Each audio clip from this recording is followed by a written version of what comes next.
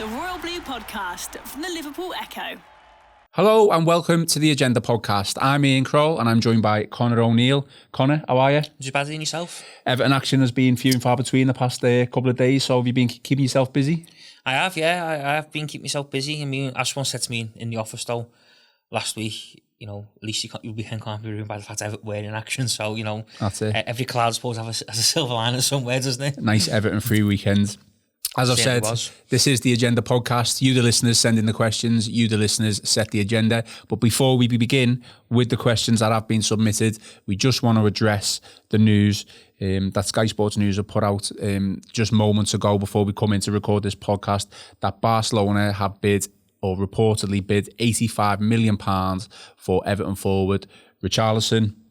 Apparently the bid has been rejected. Connor, we can't not talk about this news, whether it's true, we're not entirely sure, but Sky Sports News are reporting it. Before we get to the questions, just your thoughts on this bombshell, really. I think it is. I think it is a bombshell, and I think, you know, a few jaws. I think at the floor in the office just now when, you know, the news kind of broke. I think just after 5 o'clock, wasn't it? I think Alan Myers tweeted it and Sky ran with the story. Yeah, we don't know what, you know, we don't know the ins and outs of the detail. We don't even know if it's true, do we? You know? No. I know their host Phil Kirkbride is on the case now, traced it up, and I'm sure he'll have more on what is actually going on. Yeah. But it's just come from absolutely nowhere. I mean, it's not surprising that Barcelona have actually bid for a forward, because there's been a lot of talk, you know, since the window opened that they were going to be in the market for a forward. It's just that at no point was Richarlison's name mentioned in anywhere. I think, you know, Rodrigo de Valencia has been heavily linked. Pierre-Emerick Aubameyang, obviously, at Arsenal has been linked, but it's just come absolutely from nowhere. And, you know, it seems now it's gone from a quiet couple of days at Everton where, you know, one imagines that it'll just kind of be a couple of outs, possibly, you know, a couple of young kids going out on loan.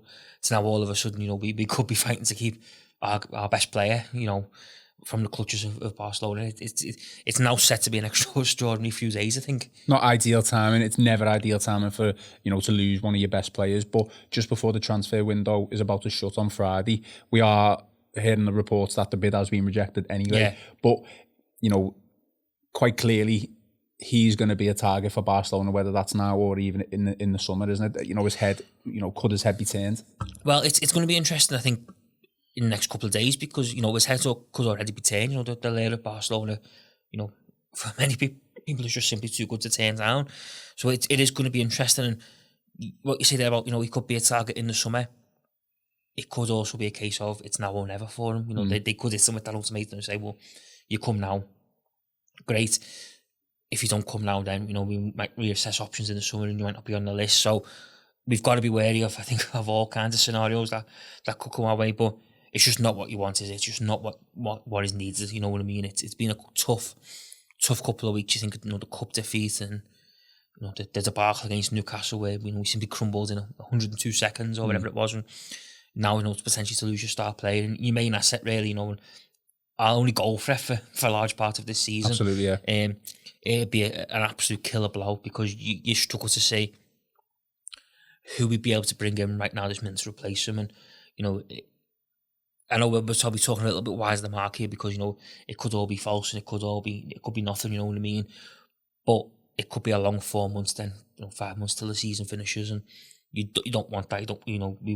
We spoke you know, regularly on this podcast about Carlo Ancelotti building bridges for next season, and I think we both agree Richarlison is you know, at the forefront of them building blocks and bridges moving forward. So it'd be disappointing if he did go, but we just got to wait and see, I think, and see what comes of it. But it's going to be an interesting few days. I mean, just finally on this, because before we move on to the questions, Everton have stood strong in the past, you know, last season, just a gay. So there's no reason to suggest that, you know, I don't want to say like crumble, because, you know, £85 million is a lot of money, and I'm sure if it was to go, it would be spent, you know, on transfers and hopefully wisely. But, you know, hopefully the club will stand firm on this at least until the summer.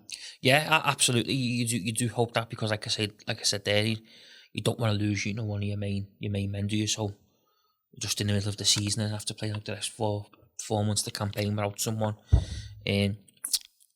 But the good thing now is like you said, the club have stuff in the past and rebuffed a lot of interest from a lot of players. But you know, it'd be interesting what himself, Richarlison, kind of does. And you know, you look at Idrissa Gana Gueye last year. You know, he was absolutely exemplary when he never got his move away to PSG. He was superb. But not every footballer's like that.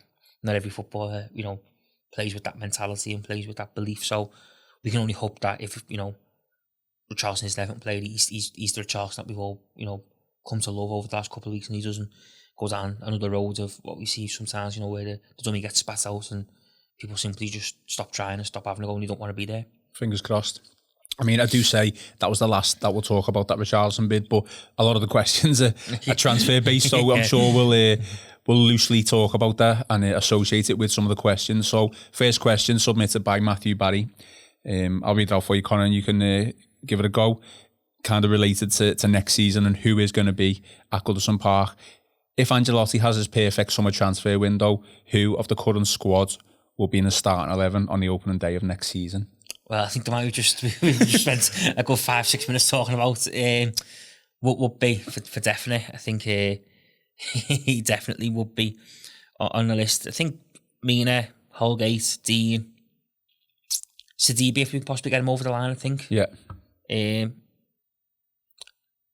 Of the current squad now, is that just? I would say like Gomez and stuff. Yeah, Gomez, like Gabaman. Let's include them, yeah. You know, Bernard, I think is you know, showed real flashes. Yeah. I think, you know, Moise Keane, you look at Calvert-Lewin, you know, you look at their performances against Newcastle, there was something to go off. So I'd probably say good 7 or 8, to be honest. I think there'd be who would be there or thereabouts. I think it's a tough question, isn't it? Because we don't really know what a perfect summer transfer window is for Ancelotti. We don't know any of his targets. We don't really know his budget, and we don't know who he's going to look to bring in. I think as well, we don't know what his feelings are towards a lot of the current members of the squad. I mean, I think I said that on the last show we done, that there's a strong possibility there could be a couple of, you know, wild cards almost, you know, players who aren't fancied, who people will believe would be fancied by Carlo Ancelotti. So we've got all this to come. I think that's, you know, I think that's one of the good things, but also, you know, maybe the bad things to look forward to is sort of gauge who and what is in the plans moving forward. Okay. Carl Blocksman asks, 10 goals each for Chris Wood and ECL. Who's going to get most this season? Sorry, it had been a week or so since you've mentioned him. Well, Chris Wood is obviously the agenda mascot, podcast mascot, isn't he? So I think Dominic Calvert-Lewin will definitely score a few more goals this season.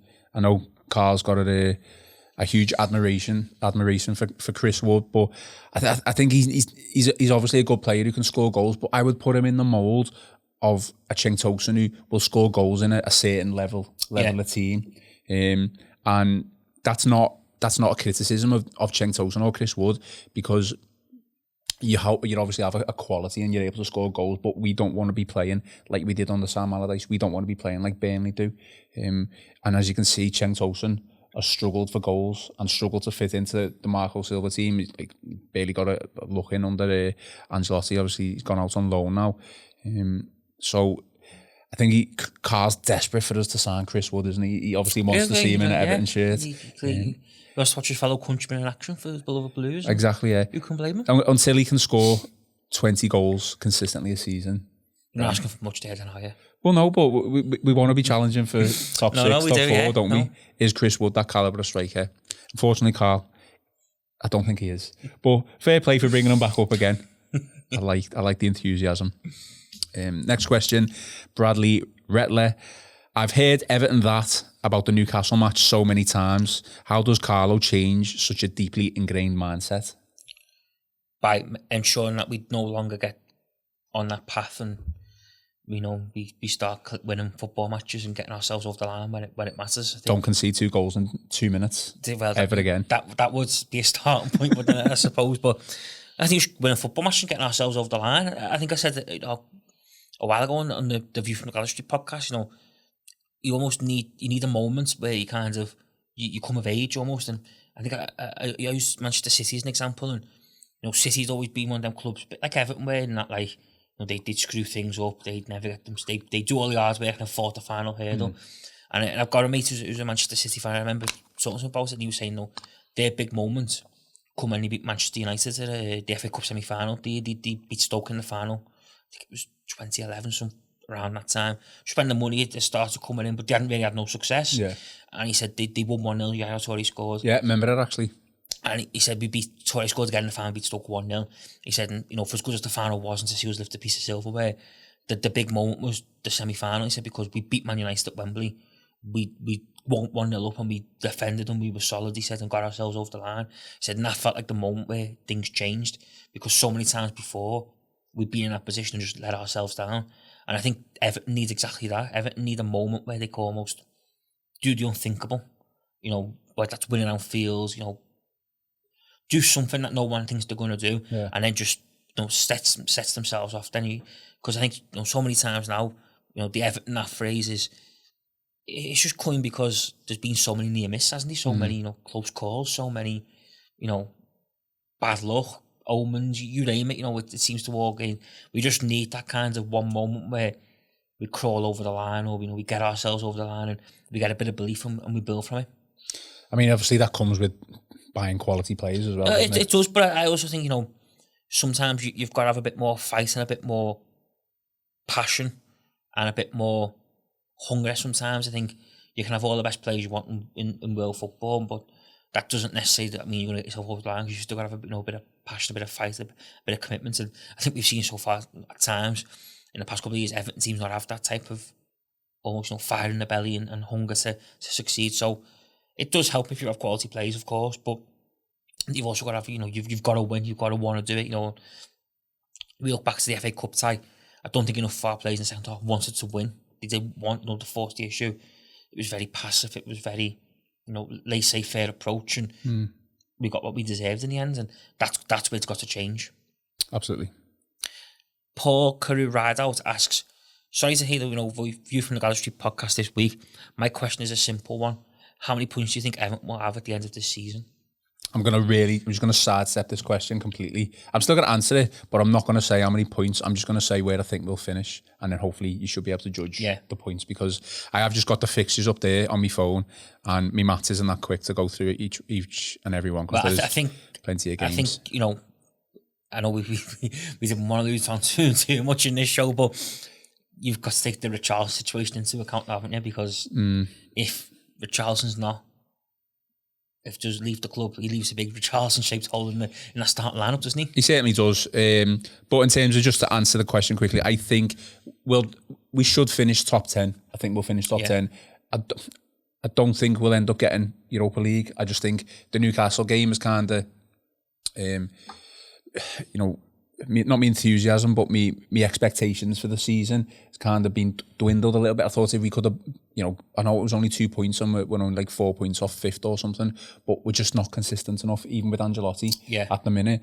I think he's found a way to play and we're grinding out, you know, 1 or 2 results, but at the minute it's just still not enough. Everyone's beating everyone. That's why it's so close in the league. But I'd say, I think we could finish 8th. I'd say that's probably a solid position to finish in. So whatever roundabout points tally you think that will be, I think it'll be 8th. I think we'll be 8th. I think it'll be. I think we've got the thing to finish anywhere between 12th and 8th. I think it depends, you know, how we get on consistently wise. But I think it'll be between them positions. I think the top 7 seems pretty much nailed on, doesn't it? I think you struggle to see, you know, anyone kind of falling away a little bit, and I think after that, it's very much, you know, apart from maybe the bottom 5, it's just very much of a muchness, isn't it? I think so, you know, it kind of is what it is.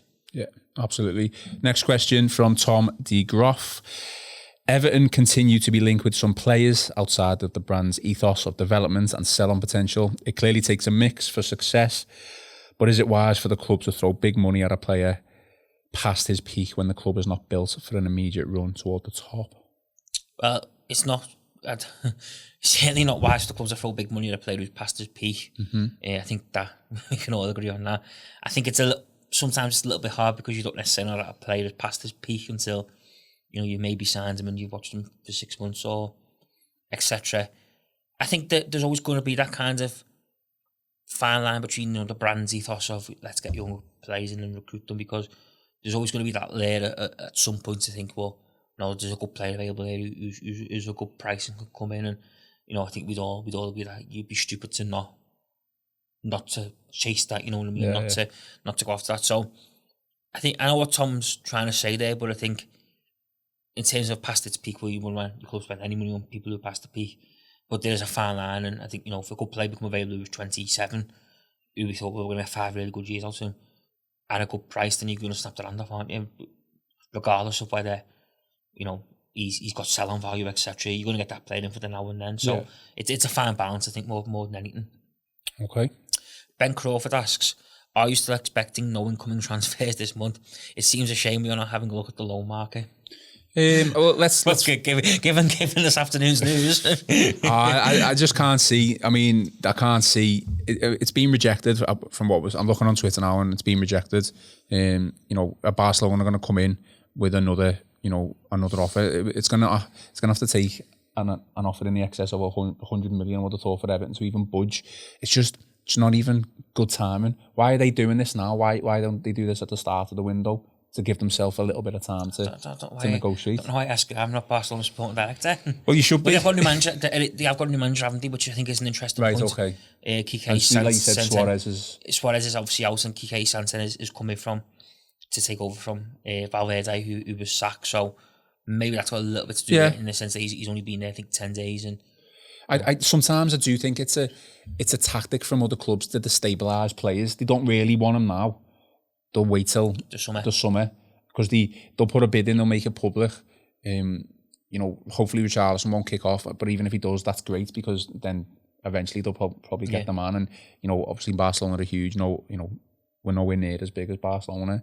In terms of Ben's question on the loan market, I think if there was a quality player out there who's on loan, I think we would definitely be in the loan market for him. But I just don't think there is anyone available. I know that James is being talked about as a loan option, but is he really? He doesn't really want to go out on loan. I've heard he wants to permanent move. So it's a tough one. We've used the loan market very well in the past under the likes of Moyes, haven't we? I think it's a completely different market now, different world from back then. So looking at the loan market, I just don't think there's anyone of real quality to bring in. It would just be a waste of time, unfortunately. Next question from Ashley Stewart. If we were to sign no one this month, if you could, this is a really good question, by the way. I'm good to you. We'll both answer it, but I'll ask it first. So, if we were to sign no one this month, and if you could recall any of our loan players to help out, who would it be? Also, if you could have any player in their prime to help steady the ship from the Moyes era, who would it be? So 2 questions in one there, but I really like the last question. The loan player one is a really difficult one, because I'm trying to think who's on loan now. I think there's one to me, probably. You'd probably bring back Besic at Sheffield United. Because we're short in that position. I don't think Besic was as bad as some people actually made out. I think he had some really good performances. Yeah. He was plagued by injuries. I think he's probably the most standout name who you'd look to bring back. I don't think there's many of our loan. I don't you'd be looking to bring Sandro back to help fill the void potentially left by Richarlison, would something along them lines. So I think maybe more Besic. From the Moyes era, I'd actually bring in to help steady the ship. It's a bit of a wild card suggesting this, and probably something that some people may actually disagree with. Go on. But I'd actually go with Nigel Martin. Really? As a goalkeeper to come in and settle the back four down, and because I think I've been a big fan of Jordan Pickford's and stuff, but there's clearly issues at the back, whether he's when the back four don't feel comfortable, or Emi doesn't feel comfortable with the back four. You look at set pieces, we look very vulnerable. You look at the Newcastle one, he comes for one, completely misjudges it, and completely gets caught in no man's land for the first goal, and then the second goal, it just looked like his head had gone, and he was all over the place, wasn't he? He was behind the goal line and stuff like that. So I would probably look at bringing Nigel Martin back in, just to steady his prime. Well, I think when he was with Aons and Moyes, I think we had 2 fantastic seasons. I think the year we come fourth, the 4 or 5 seasons, he was absolutely outstanding. I think we won so many games 1-0. Yeah.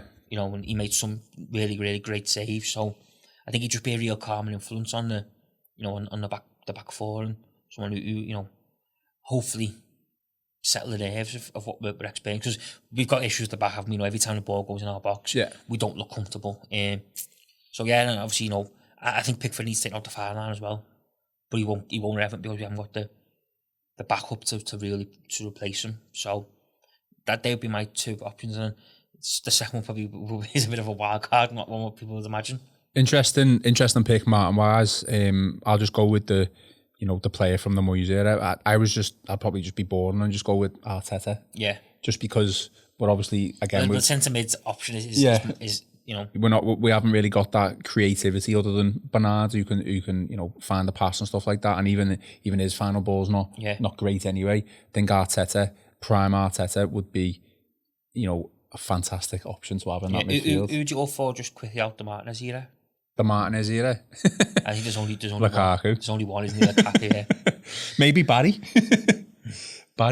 Gareth Barry, no? There was definitely Lukaku who was just trying to throw a spanner in the works. He'd probably be second, wouldn't he? I think he'd probably be second.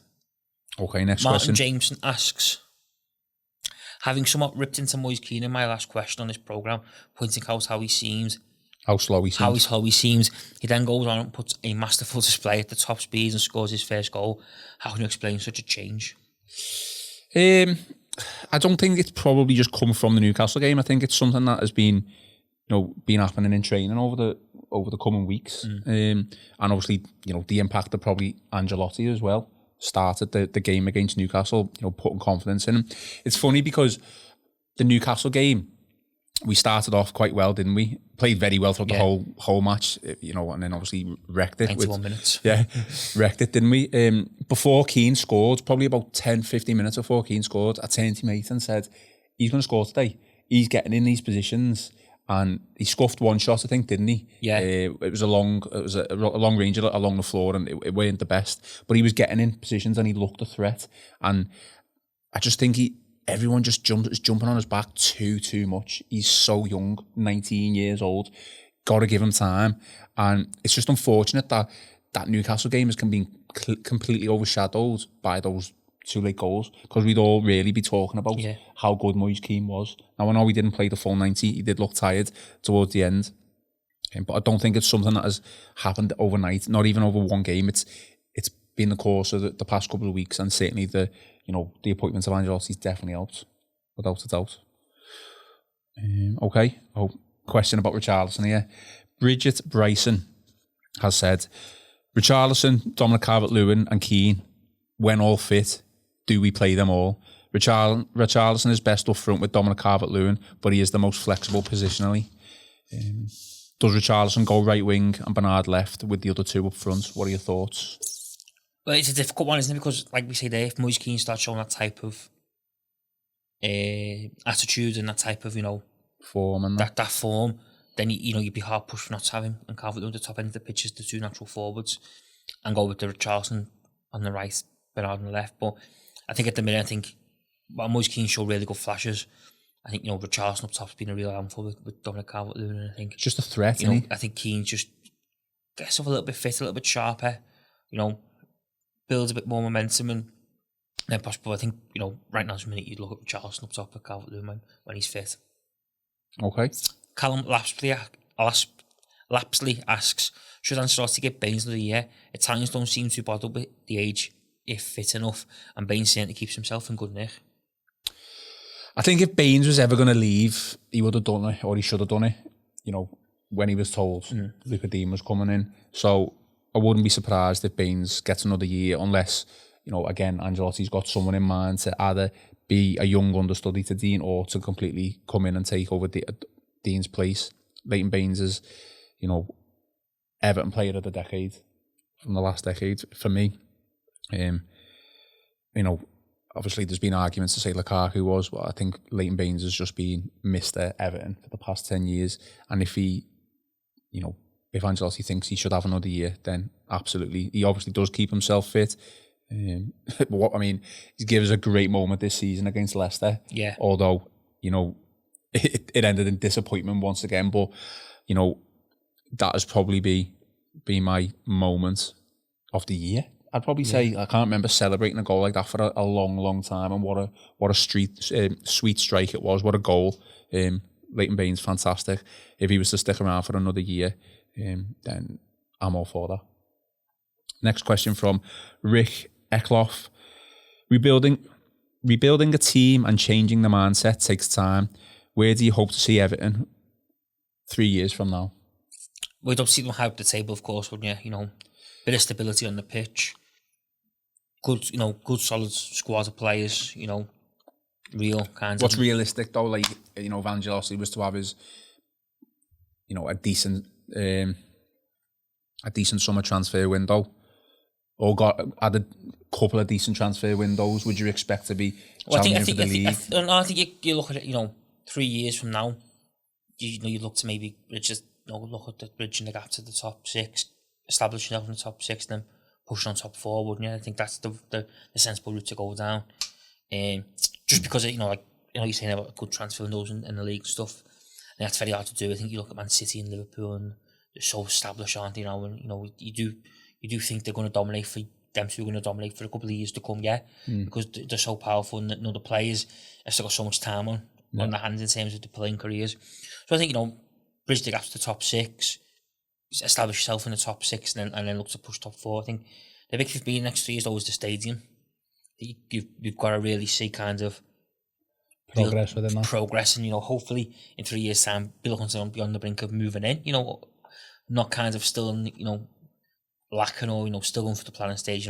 That's the big thing for me now, because that's got the potential to be absolutely huge for the club.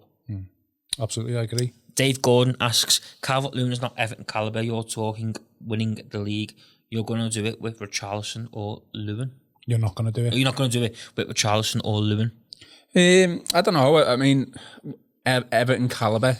I don't kind of, but I don't kind of agree with that. Everton calibre is probably, from Dave's point of view, probably means like winning the league, doesn't he? Yeah, they're not 30 goals he's set to forward. Yeah, which is fair enough, but we are where we are at the moment. I think Dominic Calvert-Lewin over the past certainly 2 years has gone from someone who you'd think is not going to make it as a Premier League footballer to someone who can now probably consistently score 15, maybe to 20 goals a season. Richarlison, 85 million bids from Barcelona. They obviously think he's good enough. That tells a story, doesn't it? So exactly. So I think it's a fair comment from David Gordon there.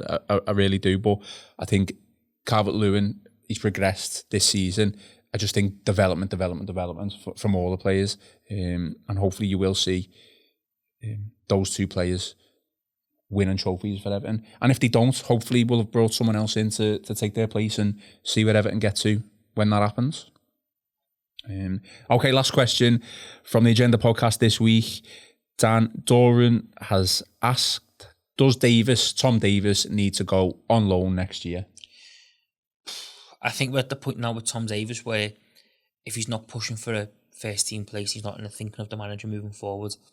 I don't see what a loan spell actually does for him. Yeah.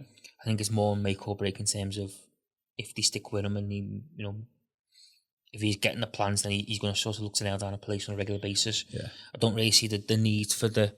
He's kind of too old now to go out on loan for a development, isn't he? To go out loan for the season, but where do you send them? Who do you send them to? That type of thing. I think that boat sail with Tom Davies now. I think it's now make or break. That's probably a little bit too harsh, make or break, but I think next season probably is. It's coming to a crunch time now where he's going to be the manager's thoughts to think of moving forward, or he's going to have to look at maybe elsewhere to secure regular first team football. Yeah, I completely agree with that. Okay, Connor, thanks very much. As I always say at the end of every podcast, watch this space on Richarlison.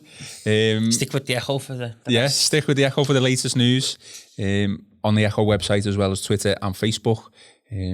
Richarlison to Barcelona, fingers crossed it doesn't happen, or there's no more bids to destabilise Richarlison's thoughts. But again, as I always say, watch this space. The Royal Blue Podcast from the Liverpool Echo.